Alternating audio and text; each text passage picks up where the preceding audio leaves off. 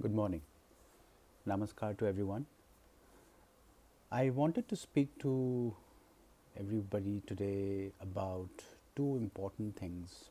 One is um, the kind of education we have in our country and probably all over the world.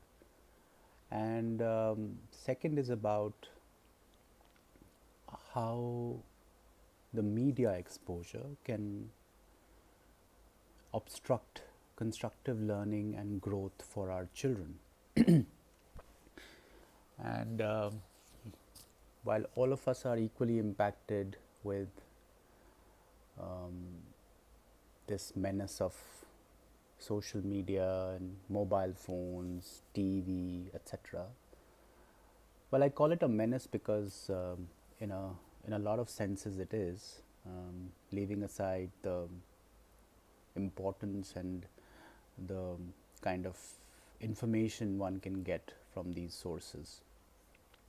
So let's begin with the first thing, and that is about our education system, especially in the urban cities, in semi-urban and urban cities. We see the schools are very focused on competition, roting, memorizing, marks, um, positions, sides. Um, all of these things are very important, not just for schools but also for parents, because hey, you know, it's a competitive world and everybody needs to be out there fighting for the few opportunities that mankind has created for the amount of people mankind has created. So it's pretty ironical.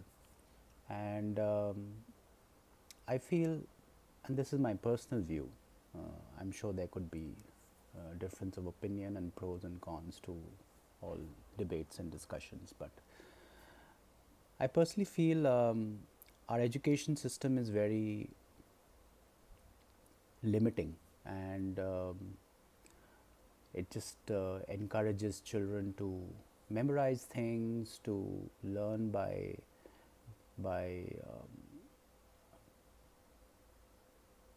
reading a textbook which was written years back, a syllabus which has not changed, um, and very driven and influenced by the European and the Western and the foreign cultures, tradition, value systems. Well, we all of us have studied in, you know, schools which have, and we've gone through the same process.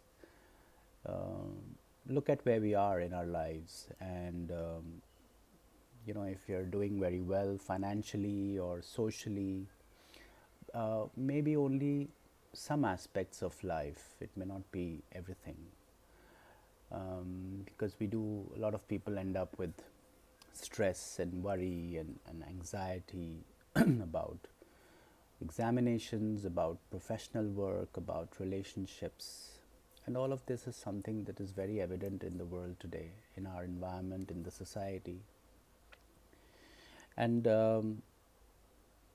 so, whatever little I've gathered and understood by trying to do some kind of backdated research in the history, in our tradition, culture, and value systems, I feel the earlier schools, the thought process which was encouraged, or rather, which was inculcated and nurtured and grown, was the school and the thought of and the system of debates, the system of inciting curiosity, saying, how is this the way this is? Why is it this way? And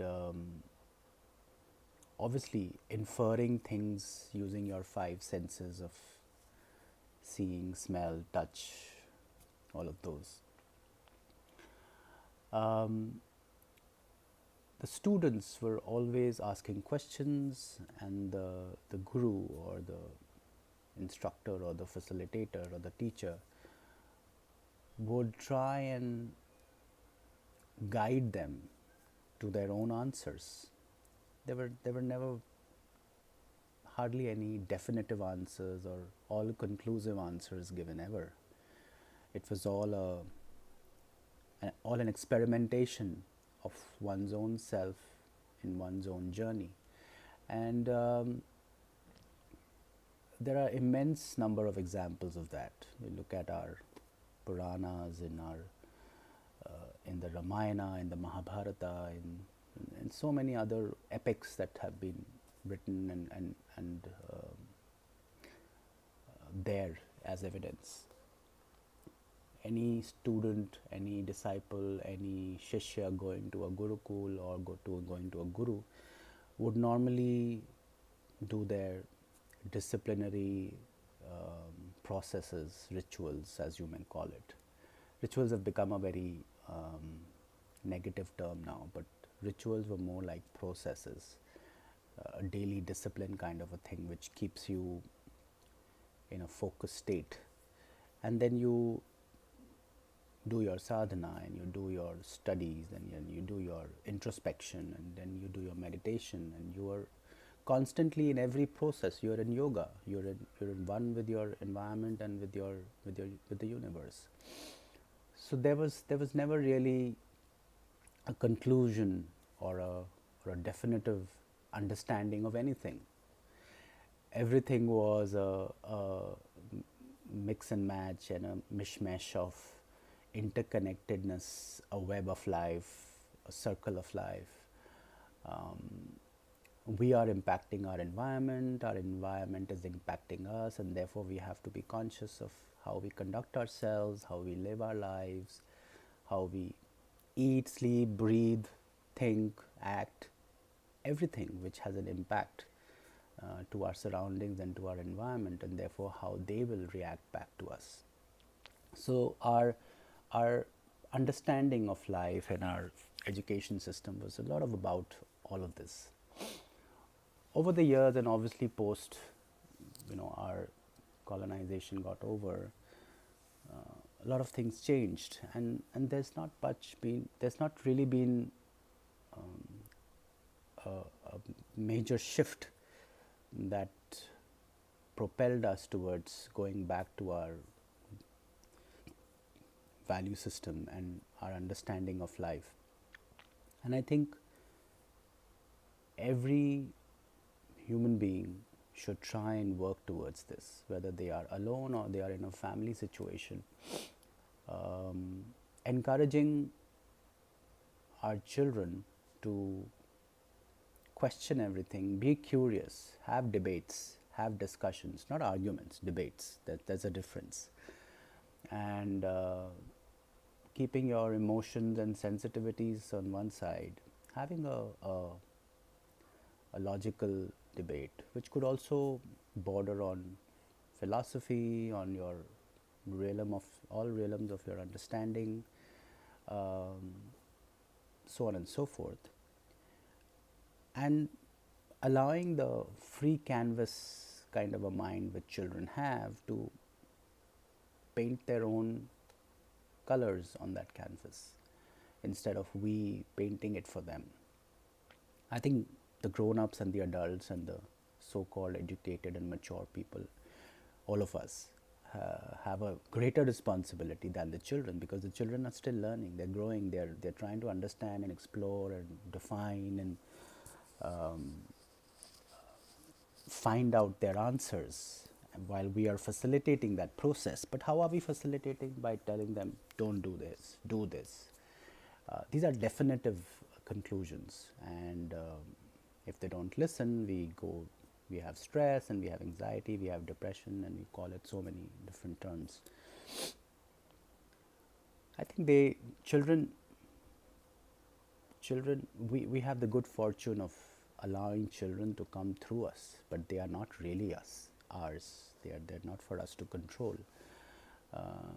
If we understand that aspect and be grateful for that opportunity that we have been given, we might probably think and act differently. Um, Whether the child really needs you till a certain time, and then once they grow up, they have their own mind, they have their own body, their own needs, their own understanding, and I think a lot of times we should respect that. While there are fears and insecurities about something bad may happen to them, but life is a mixture of all kinds of experiences, and um, you know we should be in a position to allow children to explore their own lives and get their own answers. And I think, which leads me to my next point, is how all these platforms, social media platforms, and television, and radio, and um, mobile phones, etc., internet, has really impacted children in a pretty negative way, especially I would say in the urban and semi-urban cities, because the kind of stuff which is there all around impacts our mind, and our mind is a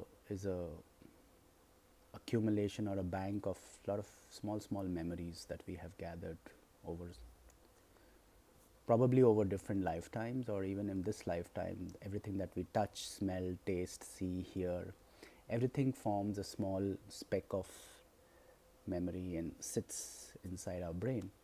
And depending on how, what is more forceful and strong in us, those kind of triggers regularly incite those memories. So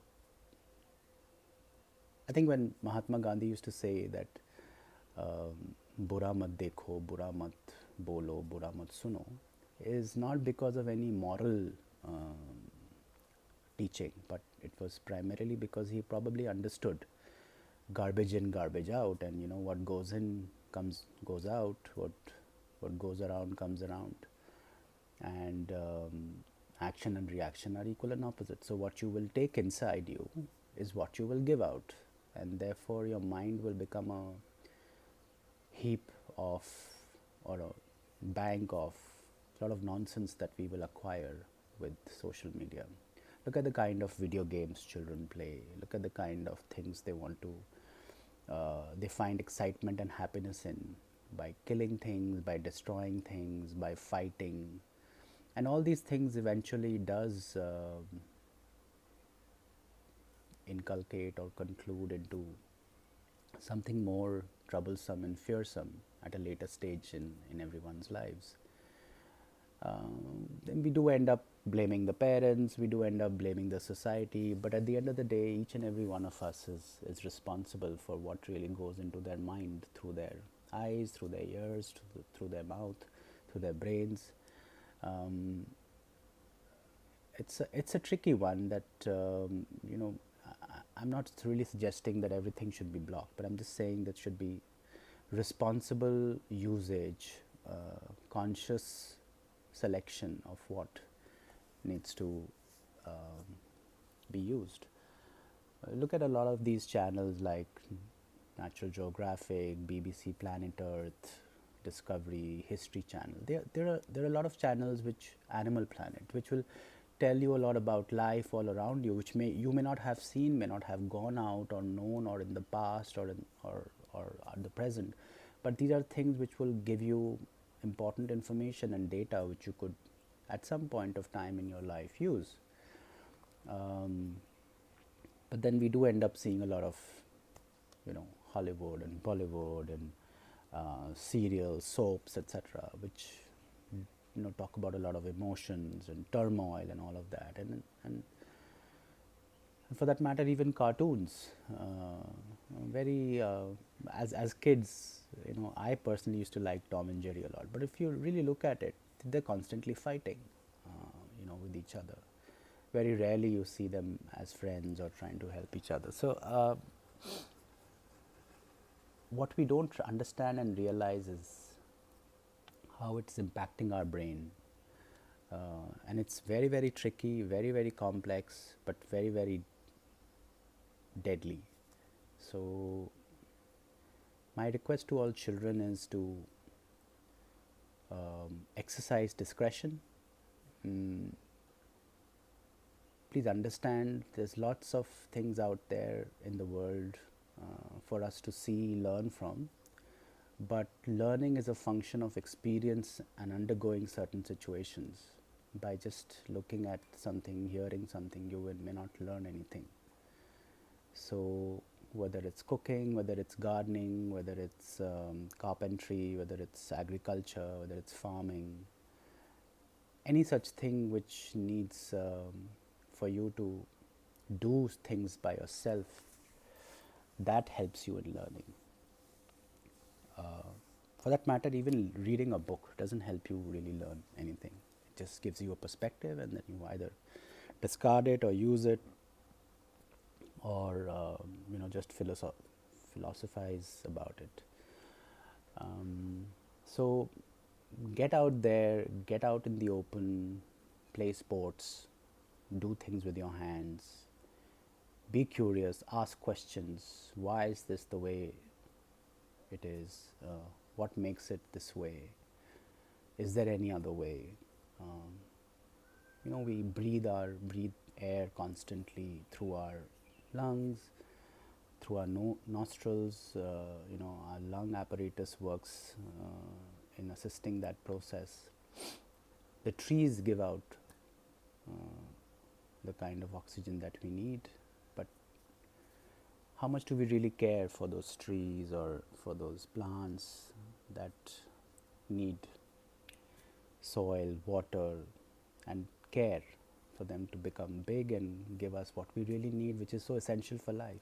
The water that we drink, we just gulp down the water, take it out from a fridge, gulp down the water without even thinking that 70% of this planet is water, 70% of our body is water. There has to be some kind of connection, right? So, how much reverence do we have towards that important aspect which makes all life happen in this universe, in this cosmos? The five elements that we are made up of. All these things are very important to life, and children should understand these basic things before they get on with their ABCDs. Um, so, my request to all parents is to encourage children to be less on, apart from all the medical kind of medicinal feedback and medical research reports, etc., which says I'm looking at mobile phones or being on a laptop, etc., is not good for your eyes, is not good for your brains. That's just a medical report, right? So, but how does it really happen? Why is it so not good? It's something that we really need to be able to explain to children in a much deeper way than just giving them instructions of don't do this and don't do that. Because children, once they grow up, they do want to understand what is the logic, what is the reason, and then they want to decipher and conclude for themselves to see whether they want to try something or not. And by being a friend to them, by debating and discussing everything and giving them, share your experiences, share your not so good or good experiences, and let them figure out for themselves what makes sense and what doesn't. And um, I think this might help children in their understanding of life. This also should be inculcated in our education system, where we move away from foregone conclusions and deductions and all of those inferences, and then we encourage children to do their own thing and with experimentation figure out their own answers. And they may not necessarily have to be one answer for everything. um, Life is not just math. Life is much more than that. So I hope this small video helps some children and some parents to introspect and see what kind of changes they can make in their daily life and benefit That's my whole objective. Thank you for listening to me, and I will speak to you again. Namaskar.